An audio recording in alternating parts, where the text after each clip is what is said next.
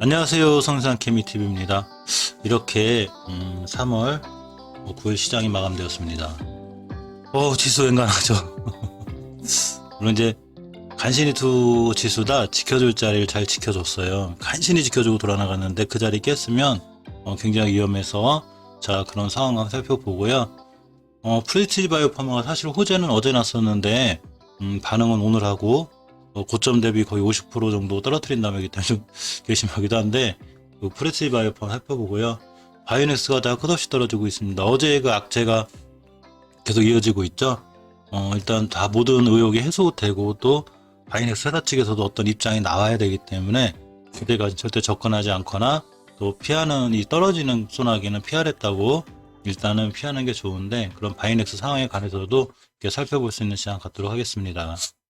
오늘 보면 외국인의, 코스피는 외국인의 매도세가 거셌어요. 근데 제가 아까 그 깨야 되지 말아야 할 자리에서 말씀드렸었는데, 일봉에서 보시면 이렇게 2월 1일 날 형성된 이 저점이 하나가 있어요. 사실 장중에 이 밑에까지 깼었어요. 그래가지고 위험하다. 근데 굉장히 좀 위험해졌었는데, 자, 장 막판에 그래도 기관 쪽에서 조금 방어를 해주면서 자, 이렇게 돌아섰습니다.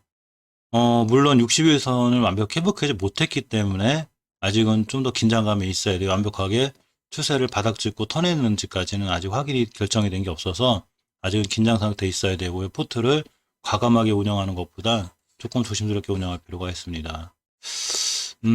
주봉에서도 이게 이제 어제 그려놨던 이 지지선인데, 이 지지선 글 때 이 2월 이때 5일에 이 주봉의 적점을 기준으로 걸었던 거예요. 근데 오늘 꼬리가 여기를 딱 찍고 이제 간신히 살아났는데, 이 밑으로 떨어지면 아주 크게 무너지죠. 그러니까 이 밑으로 코스피 지수는 떨어지지 않는 게 중요하고, 자, 월봉에서도 이제 5개월 선거까지 다가가기 때문에 보통 보면 종목이나 지수나 움직이는 비슷해요.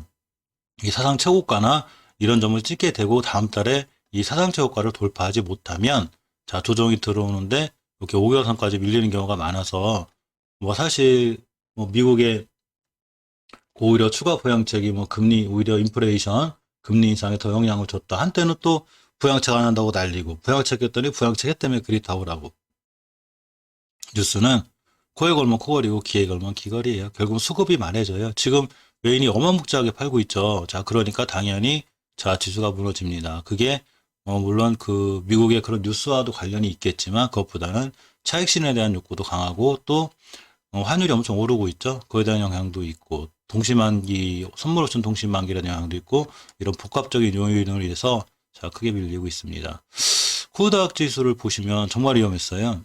코닥 지수는 우리 코닥 지수가 중요하게 뚫어놓은 자리가 하나 있어요. 이 3월 달에 코로나 사태를 겪은 다음에 굉장히 빠른 회복을 하면서, 이렇게 5개월간 올라갔다 2달 조정 딱 받았는데, 이 2달 조정을 받으면서, 자, 종목이나 지수나 변곡점은 굉장히 중요해요. 우리 이 자리 돌파할 거야. 그럼 안 떨어질 거야. 이미 들어놓고, 바로 이렇게 12월 달에 딱 돌파. 그리고 이번 달이 안착하는 달이 되죠.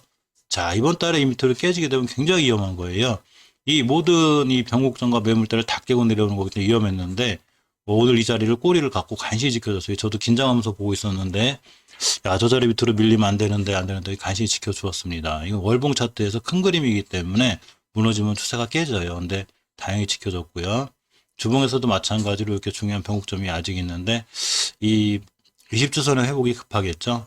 얼른 이번 주에 이제 목요일 날 그 좀 만기일이 끝나고 자, 회복을 해줬으면 좋겠습니다. 일봉에서 보시면 뭐 예전 변곡점 정도는 다 깨고 내려올 뻔했는데, 지금 월봉의 이 큰 그림이 지켜졌기 때문에 자, 일봉에서도 이렇게 꼬리 달고 지켜주는 모습이 있었는데, 그나마 천만 다행이에요. 이거 무너졌으면 아주 위험했어요.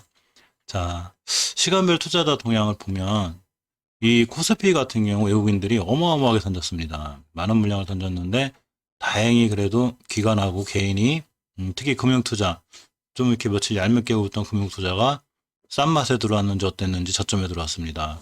좀 비쌀 때도 좀 사서 개인들도 같이 수익 내게 해주지, 꼭 저렇게 싸면 들어옵니다. 연기금은 좀 팔았고요. 외국인의 매도세가 멈췄으면 좋겠는데, 자, 이틀인 선물옵션 동시 만기일까지는 자, 조금 봐야 될 것 같습니다. 코스닥 같은 경우에는 이제 이 외국인들이 장 초반에 살짝 사는 척하고 페이크를 쓰고서 자, 다시 쭉 팔다가 다시 한번 이 매수세가 좀 들어오면서 꼬리를 달고 지켜줬는데요. 코스하고 코스피와 달리 그래도 외국인이 지켜주는 바람에 간신히 살아났는데 자, 기관들은 모두 팔아치웠는데 파는 양이 엄청 대단하진 않지만 코닥 시장은 좀 외국인이 좌지우지하는 상황이 돼서 조금 아직도 이 외국인의 매수는 마냥 반갑지만은 않아요. 이 친구들 이렇게 하다가도 순간 변심해서 팔기 때문에 단기치고 나가고 저점에 사서 올라가면 팔고 나가고 이런 형태를 취해서 반갑지만은 않은데 일단 오늘 상황은 지켜줄 자리를 그래도 그나마 자, 조금은 지켜주었습니다. 이 프레시오 파마하고 바이넥스 두 종목에 대해서 매일 영상 올려드리고 있는데요. 다시 한번 이렇게 살펴볼게요. 먼저 이 프레시오 바이오파마를 보면 자, 조금 괘씸하죠. 왜 괘씸하냐면 이런 게 딱 공식은 아니에요. 근데 보통 주가들이 고점 대비, 특히 신규 상장주들은 고점 대비가 거의 많이 떨어지면 한 40%에서 심하게 5, 60% 정도까지 떨어뜨려 놓고 추세선, 그러니까 추세 전환을 시켜놓는 경우가 있는데 이럴 때 개인분들이 고생을 많이 해요. 그래서 그런 상황을 살펴볼 건데 사실 호재는 어제 떴죠. 어제 뉴스에, 어제 기사에 보면 이렇게 프레시 바이오파마가 전염병 백신 생산 센터 건립을 추진한다고 어제 떴죠. 8일날.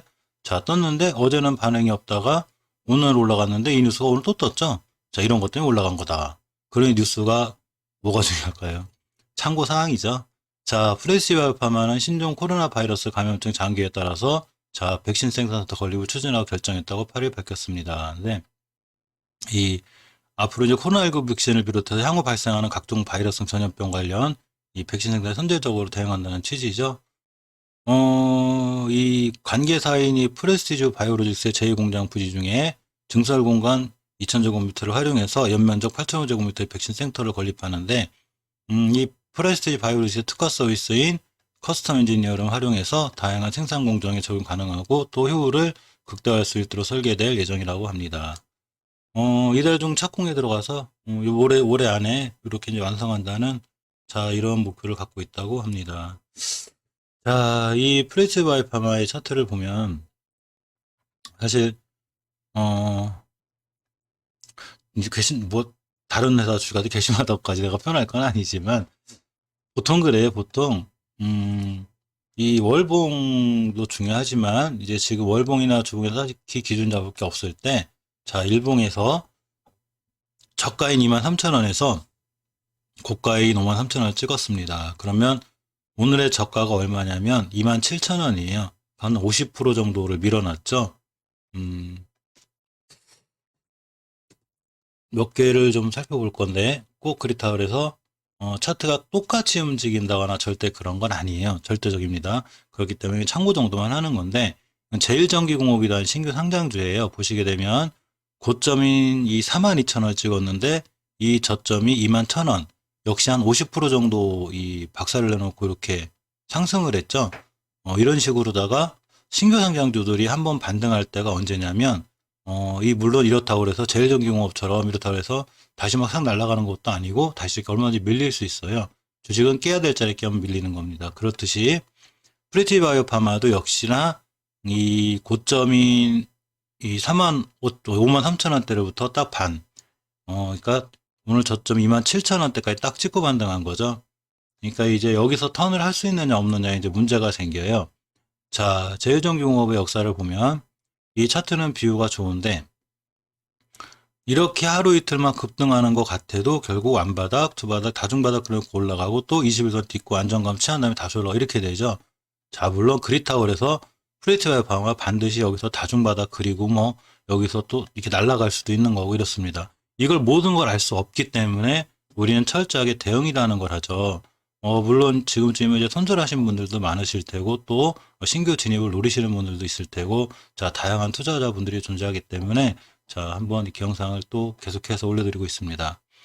일단 저항선부터 알아봐야 되는데 이 친구가 자꾸 맞고 떨어질 자리예요. 왜냐하면 이 맞고 떨어질 수밖에 없는 이유가 이 공간에 매물대라는 게 형성이 되는데 이 매물대는 일종의 변곡점 형태로 보여져요. 자, 제가 왜 뉴스나 이런 거에 대해서 이렇게 크게까지 이렇게 신경 안 쓰냐면 아까 말씀드렸던 뉴스는 어제 났어요. 어제 날라갔어야죠. 근데 정확히 반토막 내놓고 날라갔죠. 그래 놓고 이제 뉴스를 띄웠는데 자, 어제 저런 기사로 인해서 또 꼭 올라가는 것처럼 어제 올라갔어야죠.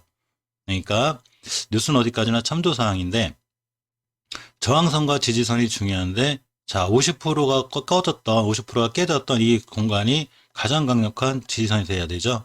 자, 50% 신규 상장 고가 대비 50% 떨어지면 위험하죠. 자, 이렇게가 되고, 가깝게는, 자, 이렇게 종가가 됩니다.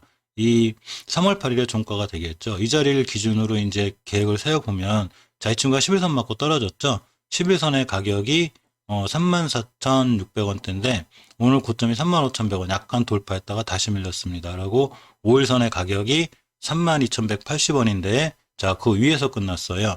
근데 요 공간, 이 5일선, 5일간의 평균 가격을 선으로 그려놓은 5일 이동 평균선이 탁 꺾이니 첫 번째 가장 센 변곡점이 되니까 가장 높은 저항선이 되겠고요. 두 번째로 가깝게는 2월 24일, 그러니까 2월 24일부터 3월 3일 날 옆으로 가는 측하면서 이 5일선이 옆으로 횡보하게 되는데 이때 가격이 36,460원이에요. 따라서 36,500원대를 맞으면 한번 밀릴 수 있는데 이 주식이 살아나기 위해선 이렇게 내일 5일선 이탈하면 안 돼요. 즉 5일선을 잘 타고 올라가고 또 5일선을 이탈한다 하더라도 이 지선을 지켜주면서 완바닥, 투바닥, 쓰리바닥 그러면서 저점이 높아질수록 좋겠죠.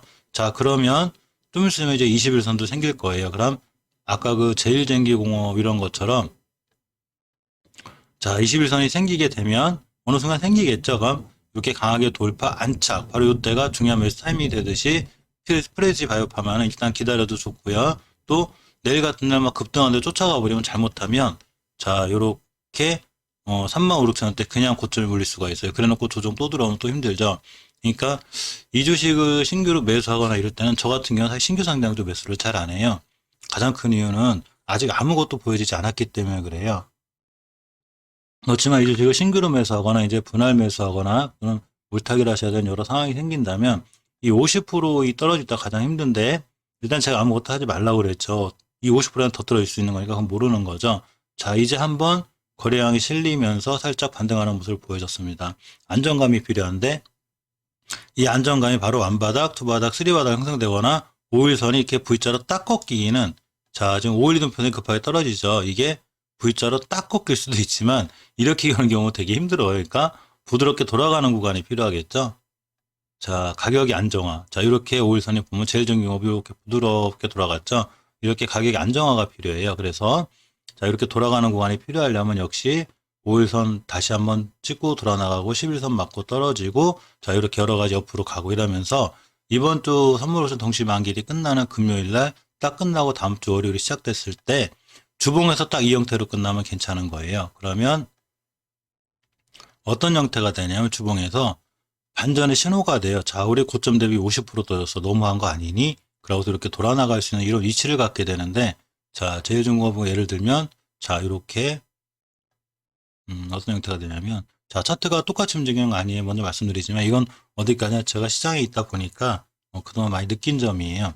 보니까 이렇게 반전의 신호를 줬죠. 이런 식으로 자, 도지형 비슷한 캔들이 딱 생기고 나 돌아갈래 하고 이렇게 됐습니다. 그렇듯이 프리티지 바이오파마도 지금부터는 더 이상 밀려서도 안 되고 또 뭐 급하게 또 오히려 급하게 올라가면 이제 투자분들이 더 좋겠지만 그렇게 안 된다고 보면 이쁘게 도지형으로 잘 끝나주고 자, 반등을 해줄 수 있는 게 좋은데 일봉에서 반드시 5일선이 급하게 이렇게 딱 태권브이처럼 딱 V자로 되기보다는 좀 힘들 것 같아. 이렇게 되면 좋긴 한데 물론 누구도 모르죠. 전신이 아니니까. 근데 저렇게 되기보다는 조금 중구스럽게 가는 구간이 필요한데 그렇게 되기 위해선 물론 급등할 수도 있어요. 또 시장이 살아나면서 급등할 수도 있지만 이 변곡점 아까 말한 이 저항선을 뚫어주고 안착을 하면 오히려 좋아요. 뚫어주고 안착하면 자, 나 이 매물대도 뚫었어. 우리 이제 달릴 거야. 난 정고점까지 말리지 마. 그럴 수도 있지만 이 변곡점인 이 저항선을 맞고 떨어지면 역시나 이 공간에서 또 이게 물타기 하시는 분들이 보면 이 공간에서 물타기하고 여기서 물타기해서 중간 가격이 또 이쯤 돼요. 그러면 이거 맞고 또 떨어져요. 그렇기 때문에 이런 고점들 맞고 떨어지고 자, 5일선 딛고 또 올라갔다 떨어지면서 5일선이 좀 안정화, 가격이 안정화가 된 다음에 딱 딛고 돌아 나갈 때 그러니까 주식은 추세가 전환할 때 물타기도 해야지 일단 하향하면서 그러고 많은 게 결정 안 될 때 하면은 크게 위험해지기도 합니다. 오히려 저 같은 경우도 좀 이 프레이트부터 신규 상장은 원래 매수를 잘 안 하는데 제가 제일전기공업은 예전에 매수했었어요. 딱 이유는 하나예요. 고점 대비 50% 이상 떨어졌고 일봉에서 다중바닥 그려놓고 잘 올라가고 주봉에서 자, 이렇게 도정이 생겼기 때문에 매수했는데, 마찬가지로 내가 프리티오파마를 만약에 언젠가 매수를 한다면, 저 같은 경우는 지금 매수 안 하고요. 일봉에서 역시 다중바닥으로 가격이 안정감이 잘 생긴 다음에 5일선이 이쁘게 U자식으로 이렇게 돌아 나가고 주봉에서 이번 주에 만약에 이렇게 도정으로 잘 끝나주면 자, 그때 기회가 돼서 5일선을 잘 타고 올라갔다. 그러면 그때는 한번 생각이 있습니다. 그렇듯이 주식은 성급하게 할 게 하나도 없어요. 성급하게 하면 할수록 손해고요. 그냥 느긋하게 투자금도 만약에 1,000만 원이라는 돈을 투자한다고 하면 1,000만 원으로 20% 먹으면 200이나 되는데 막 이러면서 한 방에 다 실는 것보다는 이 좀 이렇게 짜단해 보이는 것 같죠? 200만 원씩 다섯 종목 사면 그러고 300만 원씩 세 종목 사면 그게 뭐예요? 1,000만 원 주고 한 방에 사지. 욕심이에요. 이게 주식은 하나 손실에 초점이 있어야 되고요. 금액이 작아서 그렇지 1억인데 1억을 한 방에 넣어서 20% 먹으면 2천만 원인데 하고서 욕심을 부리기 시작하면 이 시드에 대한 문제는 사실 개인마다 차이가 있긴 한데 시드가 작아도 얼마든지 큰 수익을 낼 수 있기 때문에 크게 막 한 방에 너무 욕심을 부리면 크게 일 벌을 수 있는 만큼 한 방에 크게 잃기도 합니다. 그러니까 항상 조심하게 분할 매수, 분산 투자 또 철저하게 그렇게 하시는 게 제일 좋다고 생각됩니다. 자, 다음은 좀 걱정이 되는 바이넥스입니다. 바이넥스가 품목을 지금 판매나 제조를 지금 금지당했어요. 금융 뉴스가 떴는데, 걱정되죠. 사실은 저는 이 외인기관 매수를 잘 믿지 않아요. 왜냐면 어제 뭐 수급을 보니까 외인도 사고 기관도 사고 그래서 꼭 올라갈 것 같지만, 예전에 한번 그 점화한가 맞은 종목을 제가 한번 눈여겨서 살펴본 적이 있는데, 하한가를 한 5번 맞더니 어느 순간 상한가를 가더라고요. 하한가 쫙 떨어지다가 그 상한가 볼 때 수급 보니까 기관인이 엄청나게 산 거예요. 산 게 아니고 사는 척하고 다 팔아치우고 그 다음부터 다시 한가를 가기 시작합니다. 그래서 저는 떨어질 때는 항상 원칙에 맞게 딱딱 손절하고요. 기관인 수급 중요하게 안 봐요. 그분들이 세력일 수도 아닐 수도 있구나 하지만 좀 어떻게 보면은 전략적으로도 좀 괘씸하긴 한 건데 걔네한테 물량을 넘기는 부분이 있지 않나라고 조심스럽게 한번 혼자 생각해 봅니다. 이 바이넥스의 수탁 제조 32개 품목이 제조 판매 중지당했습니다. 이게 어제 그 악재가 이 하루 만에 끝나지 않은 악재이기 때문에 굉장히 조심했어야 되는 게 맞고요. 물론 저 같은 경우도 어제 엄청 큰 손실로 손절 쳤어요. 그래서 이제 오늘 더 큰 손실을 막을 수 있었죠. 내가 손절해야 된다고 생각했을 때 느낌상 이건 손절이다 했을 때가 바로 가장 빠를 때예요. 자, 물론 이제 그런 건 개인마다 기준 차이가 있기 때문에 절대 강조하거나 이런 건 아니고요. 본인만의 원칙을 지키는 게 중요합니다. 이 식약처가 이 바이넥스의 이 해당 제조소가 수탁 제조하고 있는 24개 30개 품목에 대해서도 잠정 제조 판매 중지 및 회수 조치한다고 거의 밝혔습니다.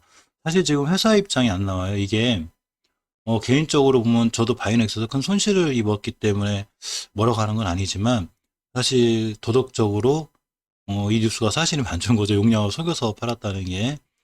자, 만약에 사실이 아니었으면 좋겠는데 제발 착오였길 바라지만 어쨌거나 지금 흐름은 이렇게 흘러가고 있습니다.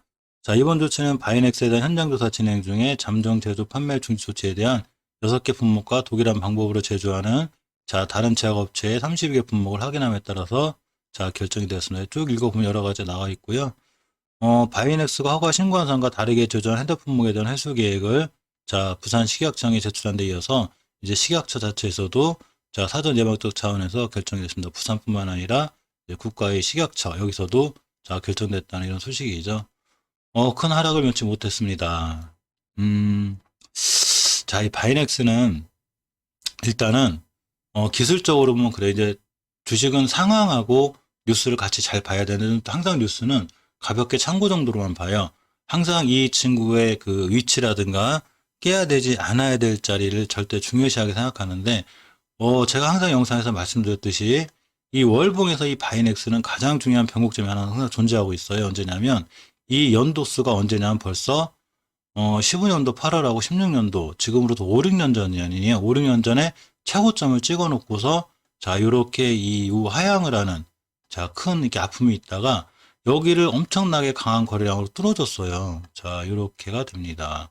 자, 뚫어졌는데 이 뚫어준 있을 때 대량 거래가 실렸죠. 자, 이분들이 주폰자인지 우리는 몰라요. 뭐 개인일 수도 있어요. 개인들끼리 으쌰으쌰 해가지고 우리 이번 달에 이거 뚫읍시다. 무작위 사놓 좀 할 수도 있어요. 누구도 모릅니다. 하지만 이 자리를 뚫어놨다는 얘기는 이 자리를 다시 깨면 안 되는 거예요. 왜냐하면 이 엄청난 대량 거래가 의미가 있다고 생각해 보면 이 밑으로 깨진다는 거는 이분들이 이 위에 존재하지 않는다는 얘기예요. 누군지 모르지만 어쨌거나. 자, 그렇게 되면 어제 같은 날 벌써 이걸 깨고 밀고 내려왔죠. 더군다나 가깝게는 5개월 선, 제가 10개월 선만 깨도 위험하다고 그랬는데 쭉 밀고 내려왔기 때문에 어제 이제 저 같은 경우는 당연히 손절인데, 자, 주봉에서도 보시면 제가 항상 조금 미심쩍었던 게 굉장히 좋게 보고 있었거든요. 저도 바이낸스를 좋게 봤기 때문에 사실 돈도 많이 실어놓고 비중이 커서 저도 굉장히 손실을 많이 본 사람 중에 하나예요.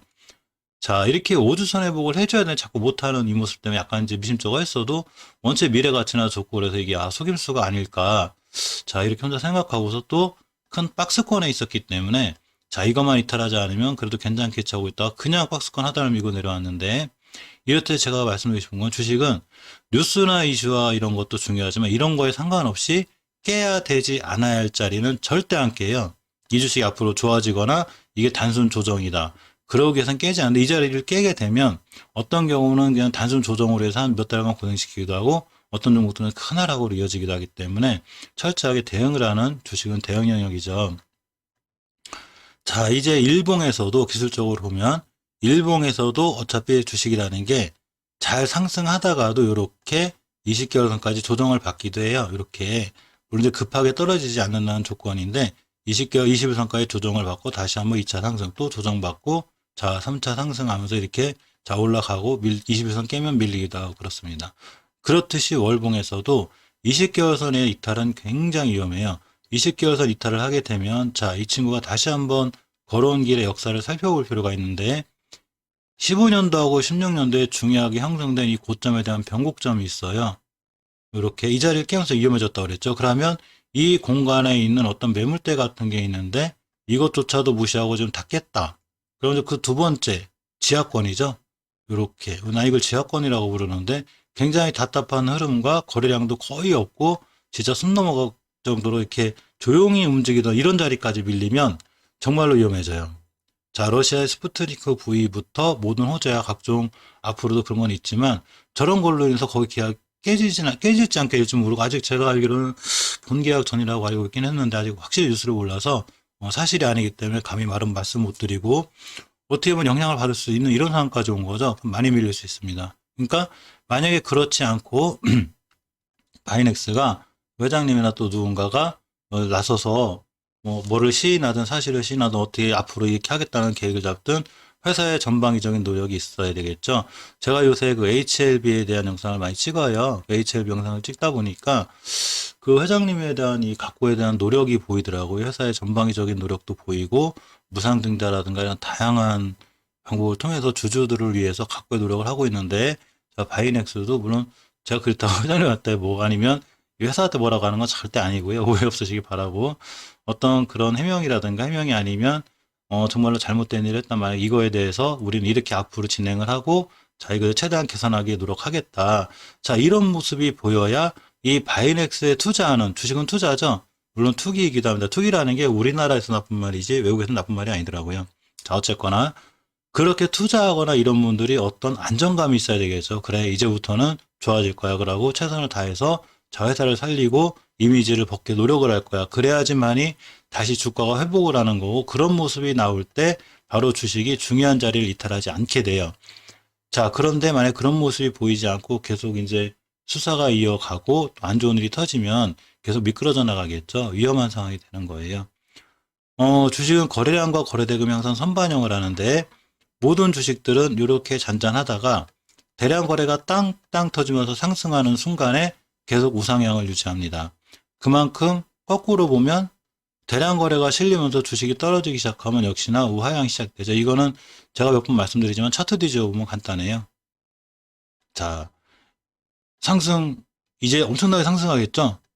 이 뒤집은 거예요. 차트를 바이넥스를. 자, 다중바닥을 잘 그렸습니다. 그래서 박스권을 완벽하게 돌파했고 그 다음 가장 지켜줘야 될 저항선도 돌파했습니다. 그러면서 주구장창 이제 상승할 일만 남았죠. 딱 봐도 차트가 개인들이 우리도 누가 봐도 굉장히 좋은 차트를 변했죠. 이거는 거꾸로 봤을 때 얘기예요. 다시 뒤집어 놓으면 원래대로 돌려놓으면 자 이제 하락이 시작이죠. 중요한 자리를 닫겠습니다. 자 이렇게 가장 지켜줘야 될 8월 20일에 형성된 이 2만원대의 가격 이 2만원대도 깼기 때문에 이 자리는 이제 앞으로 지지선이 아니에요. 자, 가장 강력한 저항선이 됩니다.